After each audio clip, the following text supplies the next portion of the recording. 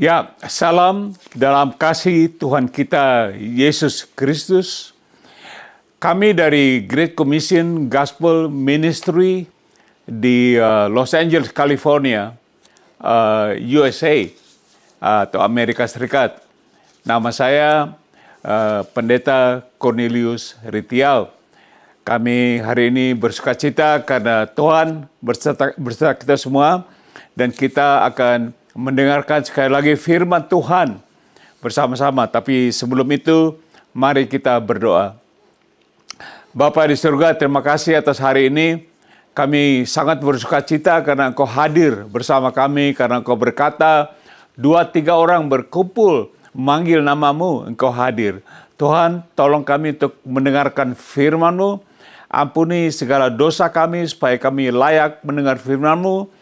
Berkati hamba-Mu dengan kuasa Roh Kudus-Mu supaya setiap kata-kata yang hamba ucapkan ditolong oleh Roh Kudus. Di dalam nama Tuhan Yesus Kristus, hamba berdoa. Haleluya. Amin. Saudaraku, ada notes sebelum kita masuk ke judul, saya taruh notes seperti ini. Satu hal yang kita sebagai jemaat Kristus harus lakukan di dalam hidup kita sehari-hari, yaitu kita harus belajar untuk hidup selalu bersukacita senantiasa. Katakan bersukacita senantiasa. Bersukacita senantiasa dalam Tuhan, di dalam setiap liku-liku kehidupan kita ketika kita melayani Tuhan Yesus Kristus. Amin. Jadi saudaraku, ini firman Tuhan hari ini tentang kita bersukacita. Kita lihat judul, saya taruh judul seperti ini. Bersukacitalah senantiasa. Bersukacitalah senantiasa. Bahasa Inggris, rejoice always. Rejoice always. Nah, kita akan masuk ke poin nomor 1. Poin nomor 1 yaitu dalam Tuhan. Dalam Tuhan, in the Lord, in the Lord. Kita akan lihat ayat Filipi 4, ayat 4 berkata seperti ini. Paulus berkata, bersukacitalah senantiasa dalam Tuhan. Sekali lagi kau katakan, bersukacitalah. Atau bahasa Inggris dikatakan, rejoice in the Lord always, and again I say rejoice. Dan saudara ada sukacita hari ini? Amin. Ya, kita akan lihat note-nya. Note-nya seperti ini.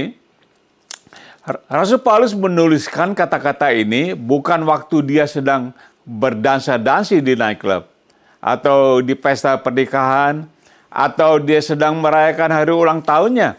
Tetapi dia dalam keadaan sendirian di dalam penjara. Di zaman dahulu, 2000 tahun yang lalu, dia di penjara, saudaraku. Selanjutnya, notnya saya taruh seperti ini.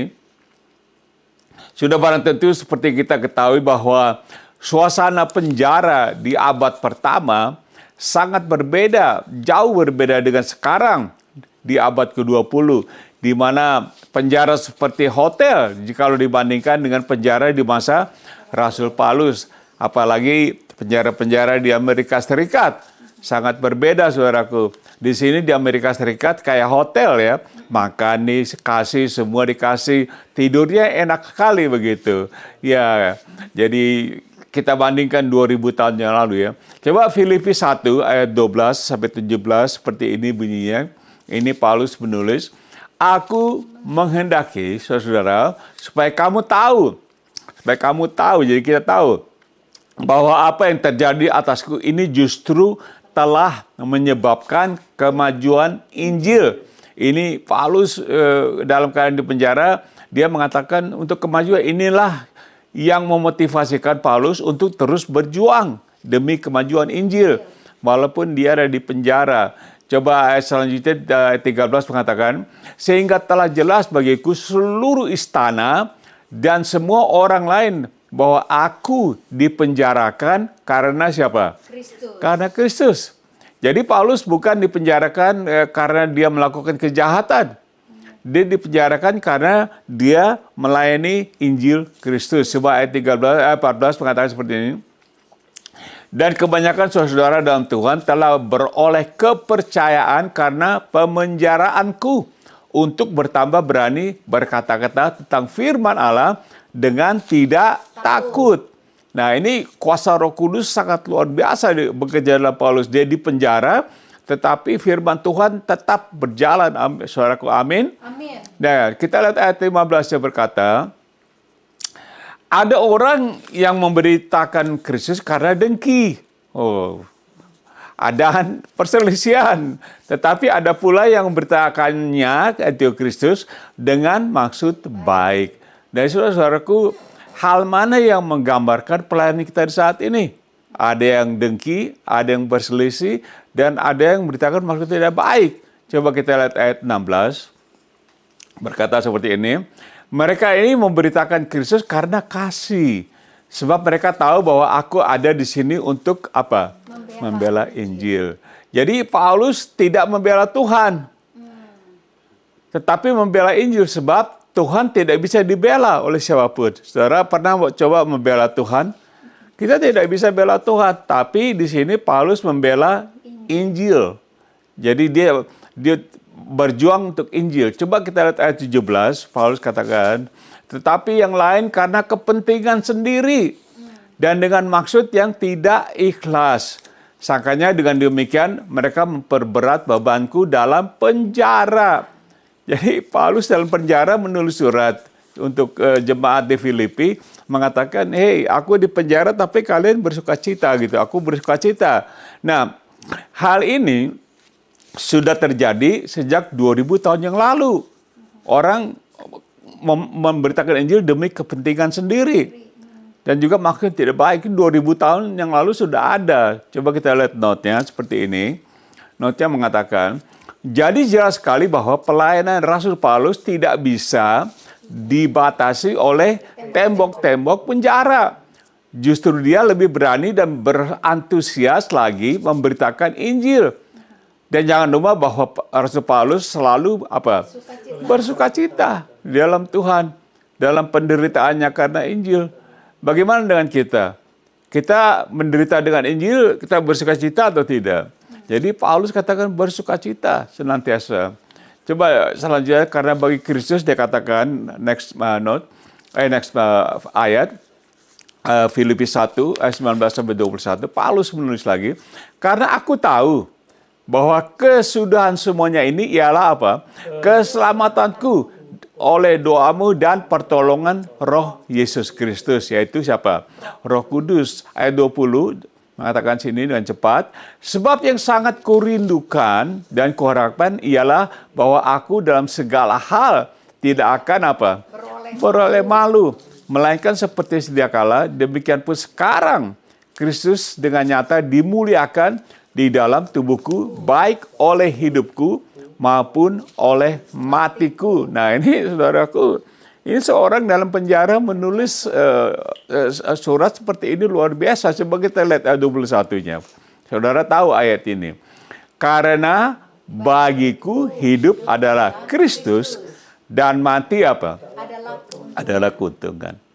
Saudara bisa menghafal ayat ini, tapi bagaimana kita berani tidak mengatakan aku sih hidup, Kristus mati, aku untung? Berani tidak bicara gitu. Nah, ini adalah hal yang patut kita contoh. Bukan saja hanya mempelajari semua surat-surat Rasul Paulus. Kita senang belajar di Rasul Paulus, tapi ayat ini bisa tidak kita ikuti? Amin. Nah, kita masuk poin nomor 2, yaitu menderita untuk Kristus. Menderita untuk Kristus, suffer for Christ. Coba kita lihat Filipi again, ayat pasal 1, ayat 27-30, Paulus lagi menulis, hanya hendaklah hidupmu berpadanan dengan Injil Kristus, supaya apabila aku datang, aku melihat, dan apabila aku tidak datang, aku mendengar, bahwa kamu teguh berdiri dalam satu roh, dan sehati sejiwa apa? Berjuang untuk iman yang timbul dari Injil. Coba ayat 28 mengatakan seperti ini. Dengan tiada digentarkan sedikit pun oleh lawanmu.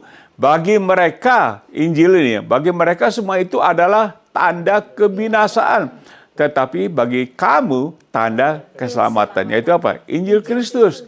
Dan itu datangnya dari Allah. Luar biasa ya, Paulus menulis ini. Coba ayat 29 mengatakan, sebab kepada kamu, nah kita semua sekarang yang ada juga ya, bukan saja untuk percaya ya, saudara percaya Tuhan ya.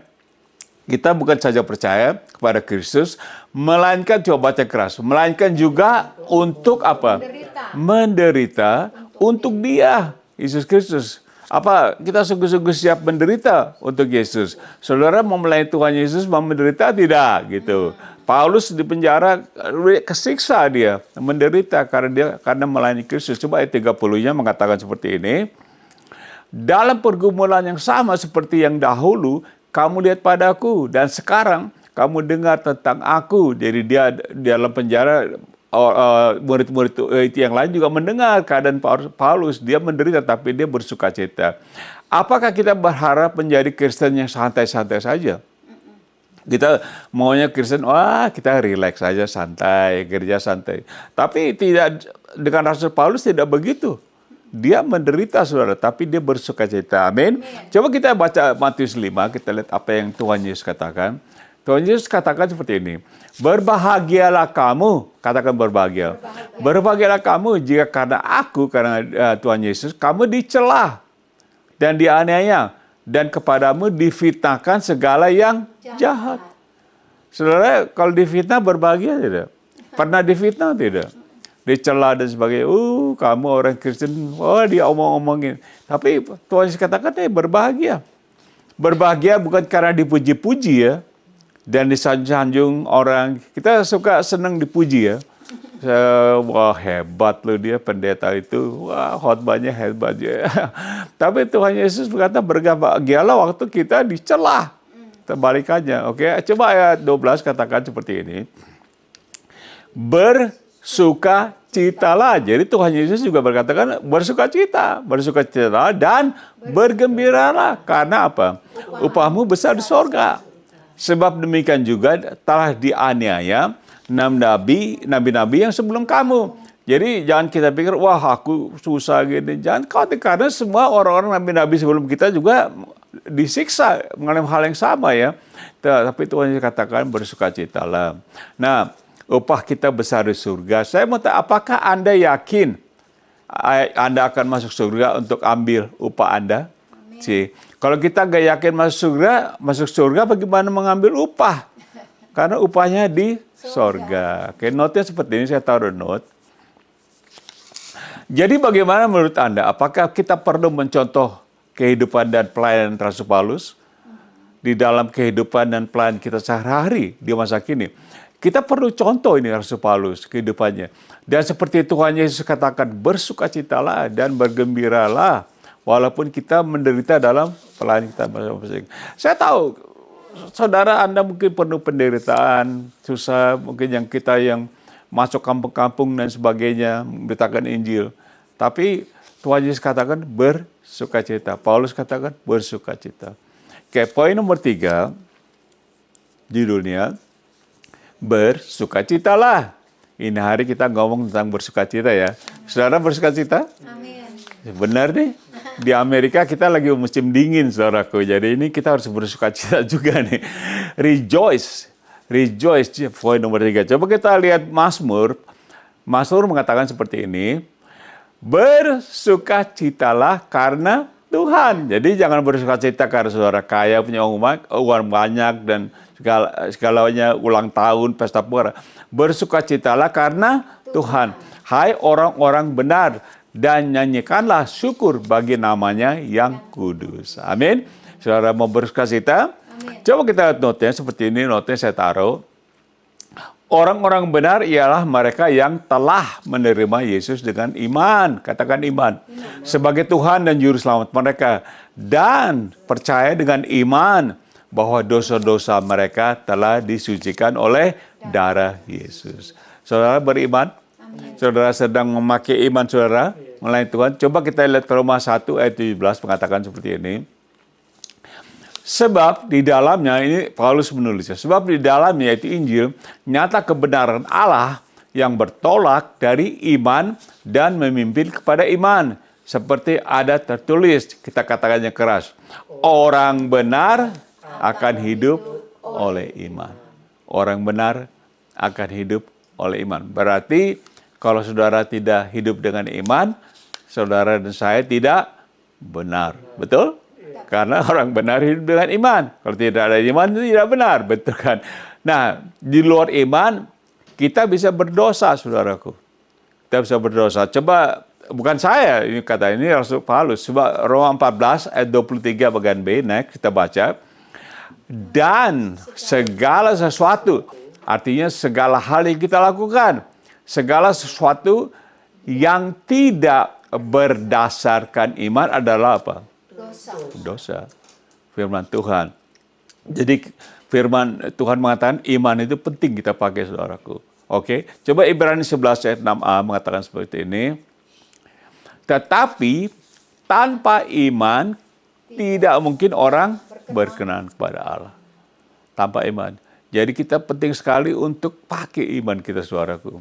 Without faith, it is impossible to please God. Betul? Coba Roma 12 ayat 12, kita baca seperti ini tentang bersukacita. Rasul Paulus menulis lagi, bersukacitalah dalam pengharapan, sabarlah dalam kesesakan, dan bertekunlah dalam doa. Anda sering berdoa? Amin. Ya, kita semua berdoa. Saya juga berdoa pagi, siang, sore, malam. Kita terus berdoa. Berdoa itu kondisi dari hati ya. Jadi saudara sambil bekerja juga bisa berdoa, sambil bawa mobil bisa berdoa, saudaraku. Nah, ini suatu pernyataan yang sangat menguatkan bagi umat Kristen yang sungguh-sungguh melayani Tuhan. Dengan kata-kata Paulus, bersukacitalah dalam pengharapan, ada harapan, kita kesesakan, bertekunlah dalam doa, kita berdoa supaya Tuhan memberikan kita kesukacitaan. Amin. Amin. Kita baca 2 Korintus 13 ayat 11 mengatakan seperti ini. Akhirnya saudara-saudaraku, ini Paulus menulis lagi. Akhirnya saudara-saudaraku, bersukacitalah, usahakanlah dirimu supaya apa? Sempurna. Terimalah segala nasihatku, sehati, sepikir kamu, dan hiduplah dalam damai sejahtera. Maka Allah, sumber kasih dan damai sejahtera akan menyertai kamu. Amin. Saudara bersukacita supaya damai sejahtera Tuhan, kita hidup tenang, damai sejahtera Tuhan bersama kita, hidup juga damai sejahtera, senang sekali ya. Amin. Dalam pelayanan kita harus ada damai sejahtera, saudara. Dalam rumah, dalam kesusahan, kita kalahkan dengan sukacita. Coba saya taruh note ini. Note-nya mengatakan, jadi jelas sekali firman Tuhan berkata bahwa kita sebagai pengikut dan pelayan Tuhan Yesus harus apa?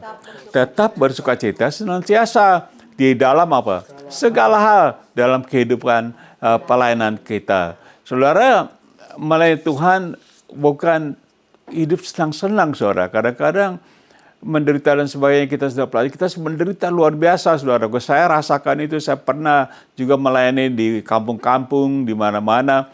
Tetapi tetap kita bersukacita senantiasa. Amin. Saudara bersukacita? Amin. Kamu luar biasa. Kita lihat poin terakhir, poin nomor 4, judulnya hati bersukacita. Hati bersukacita, joyful heart, joyful heart. Coba kita lihat kisah Rasul-Rasul. Seperti ini dikatakan, sebab Daud, yaitu Raja Daud, berkata tentang dia, aku apa? Senantiasa memandang kepada Tuhan, karena ia berdiri di sebelah kananku, aku tidak goyah. Coba ayat 26-nya, Raja Daud mengatakan, sebab itu hatiku apa? Bersukacita, dan jiwaku bersorak-sorak, bahkan tubuhku akan diam dengan tentram. Ayat 27, kita baca, sebab engkau tidak menyerahkan aku kepada dunia orang mati, dan tidak membiarkan orang kudusmu melihat kebinasaan. Ayat 28, Raja Daud mengatakan, engkau memberitahukan kepadaku jalan kehidupan. Engkau akan melimpahi aku, baca, dengan sukacita di hadapanmu. Amin. Raja Daud pun, ini adalah kesaksian Raja Daud. Dia katakan, aku bersukacita, berlimpah dengan sukacita. Amin. Coba Petrus katakan apa? 1 Petrus 1:8.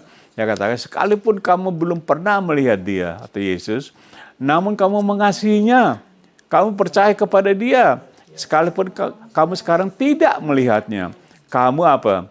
Bergembira karena sukacita yang mulia dan yang tidak terkatakan. Luar biasa ya. Kita belum melihat Tuhan. Belum itu, tapi dengan iman kita tahu Tuhan ada. Dan tapi belum lihat kita ada sukacita ya. Ya, ini adalah ayat penghiburan bagi kita jemaat ya. Dalam keadaan susah kita tetap sukacita. Amin.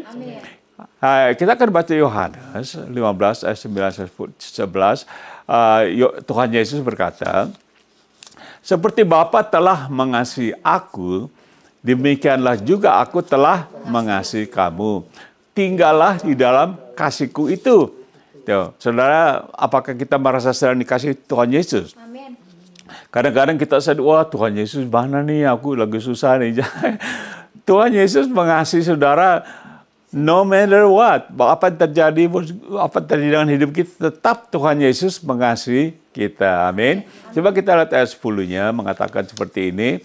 Jikalau kamu menuruti perintahku, saudara turut perintah Tuhan. Amin. Jikalau itu kata kondisi, artinya jikalau kamu menuruti perintahku, kamu akan tinggal di dalam kasihku. Seperti aku menuruti apa?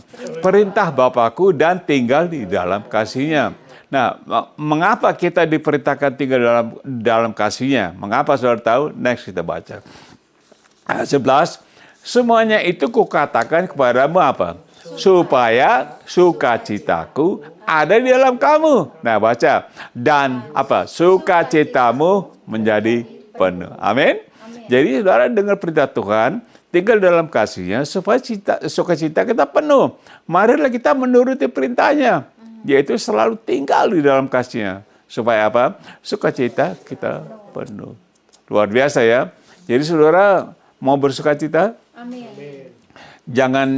Jangan apa bahasa Jakarta bilang, jangan mewek terus ya, jangan nangis, Tuhan, aku sedih lagi.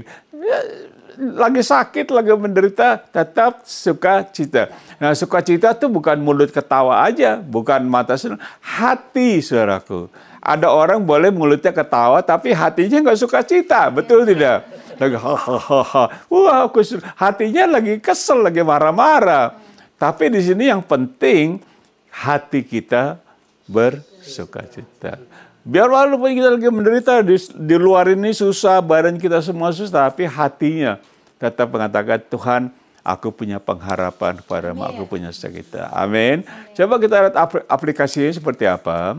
Dikatakan seperti ini, ternyata bersukacita senantiasa adalah merupakan salah satu inti mengapa Rasul Paulus begitu berantusias untuk apa? Memajukan Injil walaupun dia dalam keadaan di penjara. Saudara, jangan kaget di saudara juga mungkin melayani Injil bisa masuk penjara ya. Banyak saudara kita yang di penjara loh. Coba poin nomor 2 dari aplikasinya mengatakan kebanyakan ini masalah. Kebanyakan gereja-gereja Kristus di akhir zaman ini hanya berfokus mengajarkan bagaimana jemaat bisa hidup apa? Diberkati Allah. Oh, diberkatilah kamu, diberkatilah kamu, diberkatilah kamu. Tetapi tidak menekankan bagaimana jemaat harus tetap bersukacita senantiasa apa? Di tengah-tengah penderitaan di dalam melayani Yesus Kristus. Saudara, sering saya dengar pendeta, semangat. Diberkatilah kamu, diberkati usahamu, diberkati semua. Semuanya diberkati, saudaraku. Tapi tidak diajarkan, walaupun kamu menderita juga harus bersukacita. Amin. Hari ini kita belajar bersukacita, saudaraku. Jadi hati saudara mesti kayak apa tuh, dung sukacita gitu ya. Jangan kecil hatinya. Aduh sedih banget. Jadi, udah musimnya dingin, hatinya dingin gitu ya. Jadi susah gitu ya. Coba yang ketiga aplikasinya seperti ini. Apakah Anda di saat ini sedang merasa apa?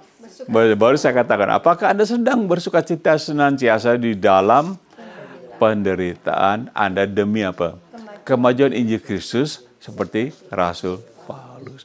Jadi Rasul Paulus, dia menderita di penjara dan sebagainya, mungkin juga dia dirantai gitu. Zaman dulu kan dirantai. Tapi dia bersukacita, saudaraku.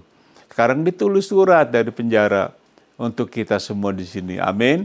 Walaupun kita susah dalam segala penderitaan, kita tetap hati kita bersukacita. Katakan, aku mau bersukacita. Bersukacita, haleluya. Coba nomor 4 aplikasi mengatakan, Tuhan Yesus berkata supaya sukacitaku ada di dalam kamu dan apa? Sukacitamu menjadi penuh. Senang saudara? Sukacita, waduh hati aku enak ya. Padahal lagi punya utang banyak. Padahal lagi difitnah, dianiaya. Tapi Tuhan Yesus katakan, bergembiralah kamu sukacita. Amin saudaraku. Tepuk tangan dong buat Tuhan Yesus. Dia baik. Dia mengajarkan juga kita bersukacita. Hari ini saudaraku, saya tahu mungkin di antara kita, saya tidak tahu saudara ada yang dalam keadaan, saya tidak tahu. Saudara ada di mana, ada di hotel, mungkin sedang bersedih sendirian, ada di dalam penjara juga, mungkin saudara sedang bersedih, ditahan. Tapi firman Tuhan hari ini mengatakan apa? Coba baca. Bersukacitalah senantiasa. Sekali lagi apa? Bersukacita. Amin, saudaraku. Amin. Saudara mau belajar bersukacita? Inilah firman Tuhan, bukan saya ngarang-ngarang, saudara. Bukan saya bikin-bikin, tetapi firman Tuhan. Kita belajar dari Rasul Paulus. Dia di penjara, dia bersukacita. Jangan saudara masuk penjara, aduh, aku di penjara ya. Aduh, tahu begini aku nggak ngelayani Tuhan. Misal contoh. Tapi kita tetap bersukacita. Kalau saudara kurang bersukacita, kita akan berdoa. Amin. Supaya hati kita bersukacita. Dan saya akan bantu saudara berdoa. Kita akan berdoa bersama-sama hari ini supaya hati kita jangan ciut, saudaraku. Dalam melayani Tuhan tuh harus penuh sukacita, oke?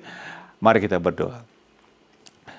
Bapa dalam surga, terima kasih atas hari ini. Berkati firman-Mu sekali lagi, supaya masuk dalam hati kami dan tinggal dalam hati kami, supaya hari ini kami belajar Tuhan.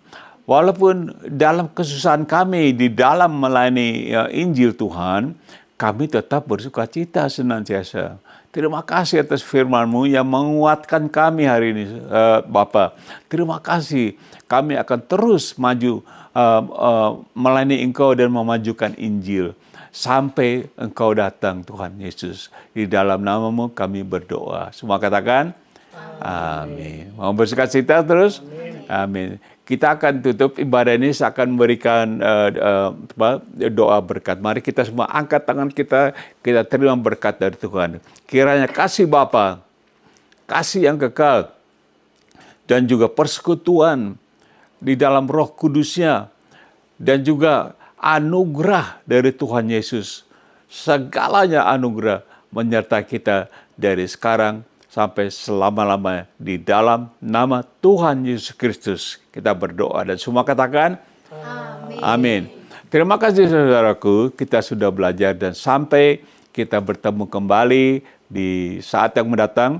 Dan saya berharap dengan firman ini, saudara dan saya akan terus bersuka cita. Amin. Amin. Terima kasih. Bye-bye.